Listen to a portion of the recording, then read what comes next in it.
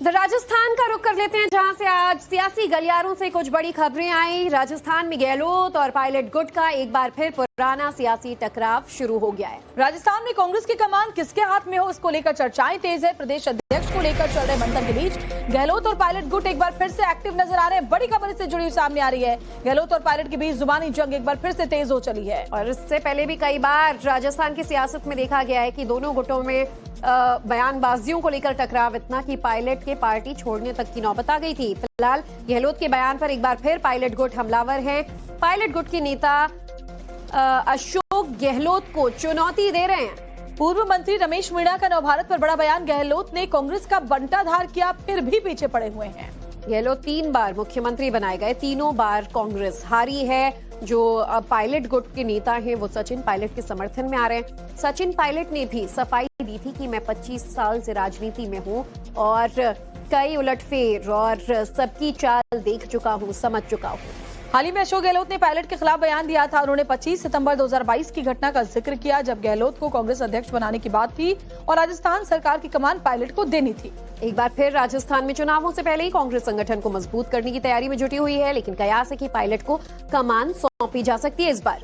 इसी को लेकर गहलोत और पायलट गुट में एक बार फिर से बयानबाजी तेज हो गई है। क्या कुछ पूर्व मंत्री रमेश मीणा की ओर से कहा गया, वो सुन लेते हैं।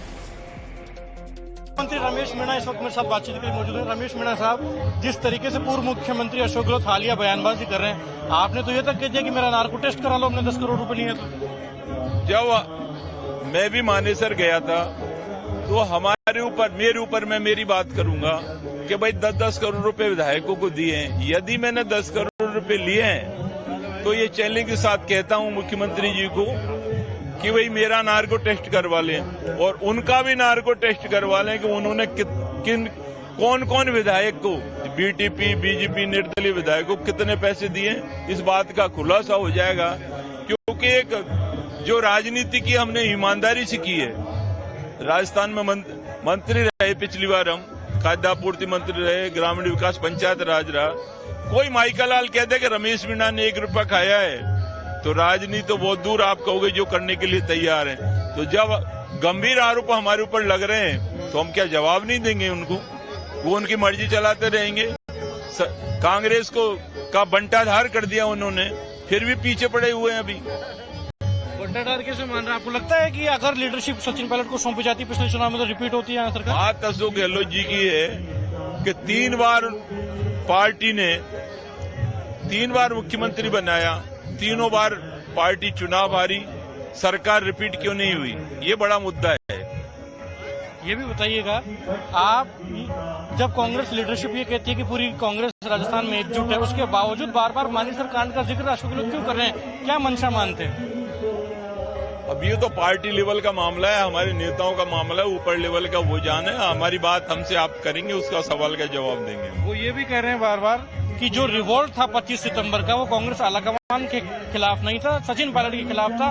एमएलए चाहते ही नहीं थे कि वो मुख्यमंत्री हो जाएं।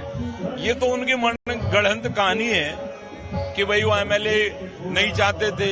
एमएलए किससे पूछ रहे थे? वो आए थे दिल्ली से पर्यवेक्षक ऑब्जर्वर, उससे पहले ही वो सब लोग विधायकों को लेकर चले गए थे और खुद ही मैनेजमेंट आप लोगों से आपके मैसेज भिजवा रहे थे, ये चला दो, वो चला दो, ये खबर छप जानी है अखबार में। ये सब मैनेजमेंट का हिस्सा था, ऐसा कुछ नहीं था।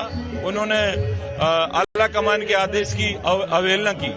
सचिन पायलट ने करौली से कल संयम और संतुलन की बात की है। आपको लगता है कि अशोक गहलोत साहब को अब संतुलन बरतना चाहिए, संयम रखना चाहिए? अब नहीं बरतना उनकी आयु पे डिपेंड करता है, उनकी सोच पे डिपेंड करता है। इसमें क्या कहेंगे? आलाकमान को इंटरवीन करना चाहिए इस मामले में? बिल्कुल करना चाहिए। अगर ऐसे लोग बेलगाम हो जाएंगे तो संगठन को बहुत कमजोर हो जाएगा। संगठन में आने वाले चुनावों में बहुत दिक्कत आएगी।